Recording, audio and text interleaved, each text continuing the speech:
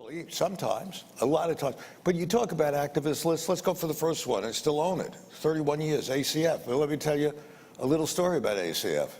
I don't mind, you can listen a few minutes, have your drinks a few minutes later for something, but I'll tell you the fast little story here.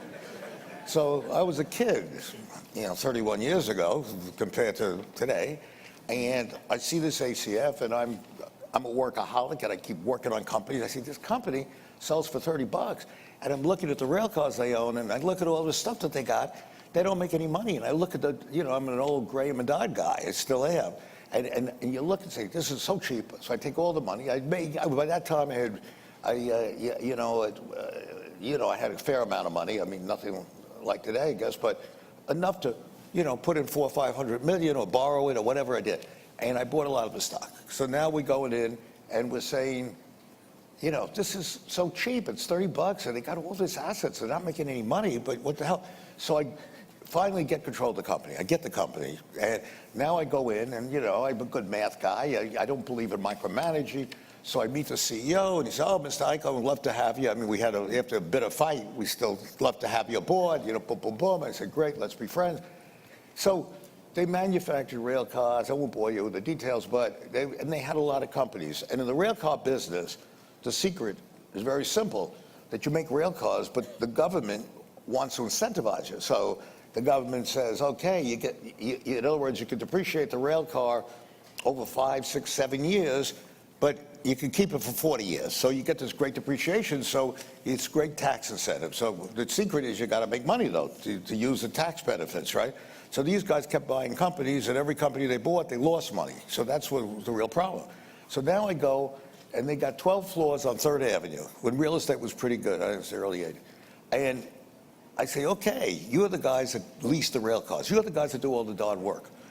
And that's a true story, and it's sort of amazing, but it still applies a lot to today, maybe not as much. Well, pretty much as much. You're gonna listen to this, it's hard to believe, I know.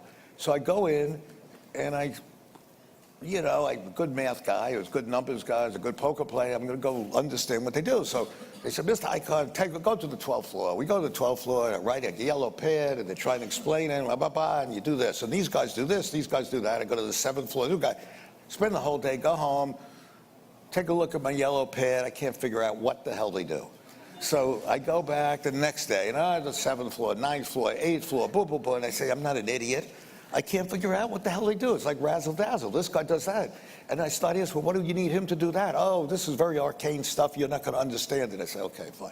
So finally I say to him, I'm going to St. Louis. I want to see the guy who's the COO. I want to see the guy that manages the stuff, that makes the rail cars.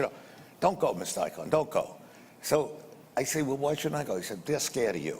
I said, what do you mean scared? What did I do? He said, nah, they depend on us. They depend on us.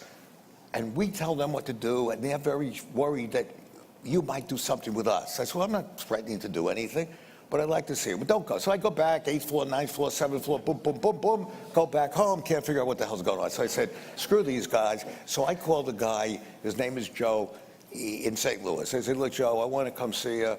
See, of course, Mr. Icahn, I'd love to see you. I said, do me a favor, don't tell the CEO I'm coming. I just want to come myself and talk to you, but don't get nervous about anything. He said, why should I be nervous? I said, you're right.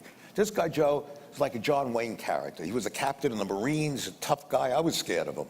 And I'm sitting there looking at him, we're talking and we're laughing, and he's showing me stuff. I understand what he does. He does this or that, boom, boom, boom. So I said, I want to have a drink with you. So we go out and have a drink.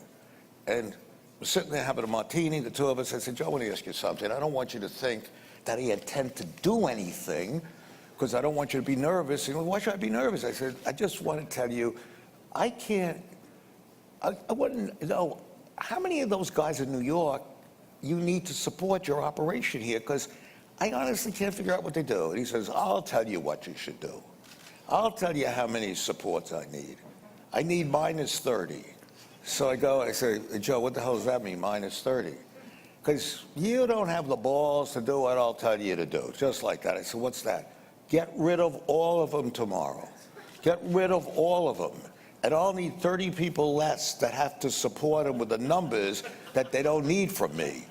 So I go and I say, hey, it's unbelievable. I can't believe this. Now, today, I would have done it immediately, got rid of the whole bunch of 12 floors. But then I still was wondering, maybe this guy Joe's a little crazy. How could I get rid of 12 floors of people?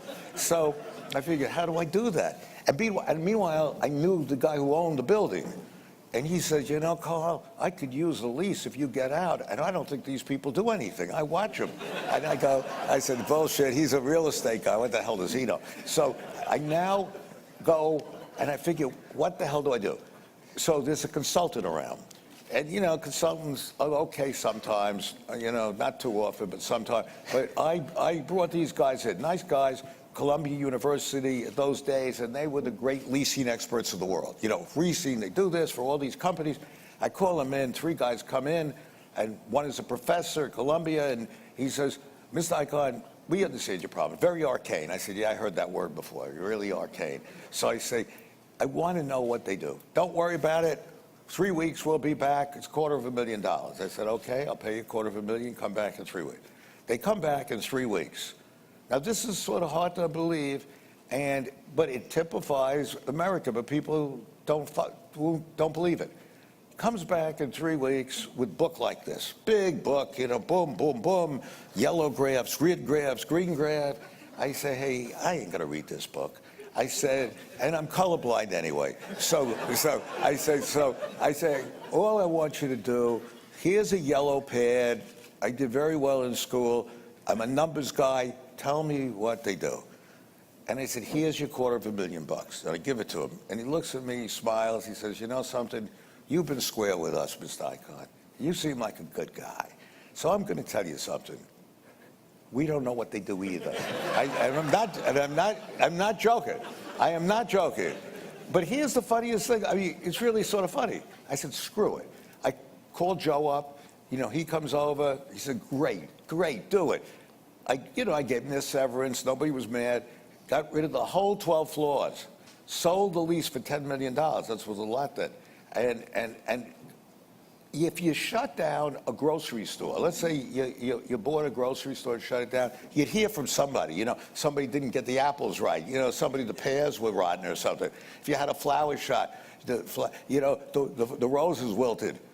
It was like out of a science fiction movie. It's like they never existed. I never got a letter. I never got anybody calling me.